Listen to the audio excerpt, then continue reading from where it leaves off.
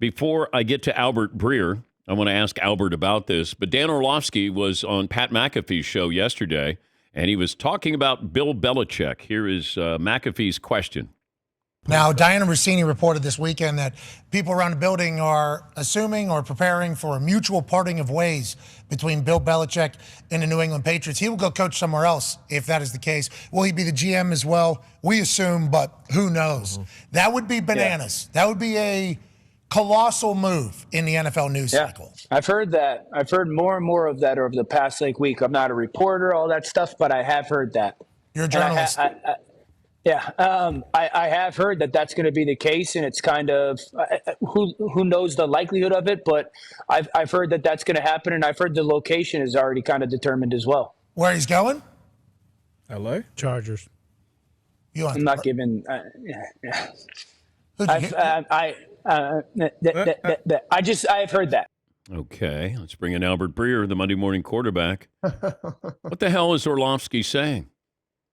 I mean, I don't know if a destination has been determined. I would say this, though, the Washington stuff has been out there for a while. And, it's something that's been talked about in NFL circles for more than the time that it's been out there in the public. And, that one's interesting to me just because, if you look at the history of things, Dan, when we've seen owners bring in older coaches with a track record, it's generally a credibility play.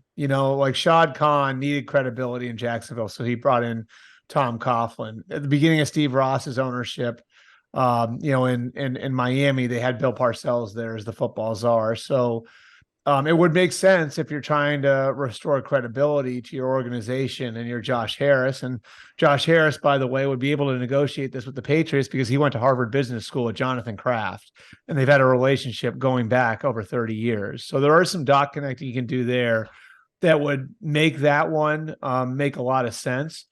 I do think Bill still wants to coach. Now, that's just my opinion based on, what I've heard from people who know him really, really well and who've been around him. That Shula record is sitting out there. He's 16 wins away. I think at one point we thought it was likely that he would get there in 2024. That looks a lot less likely now. So if you're the Patriots and you're talking about hanging on to him and he's pursuing that Shula record, you'd be talking about another 2 years maybe now.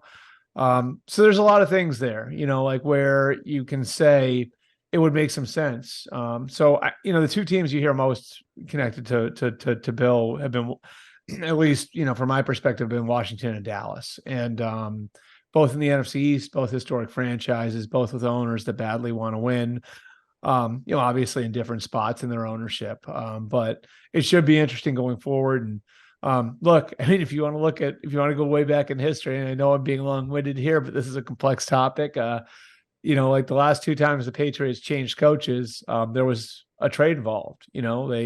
They went from, dealing Bill Parcells to the Jets, then they hired Pete Carroll. And then when they brought Belichick in, there was a trade with the Jets that happened there too.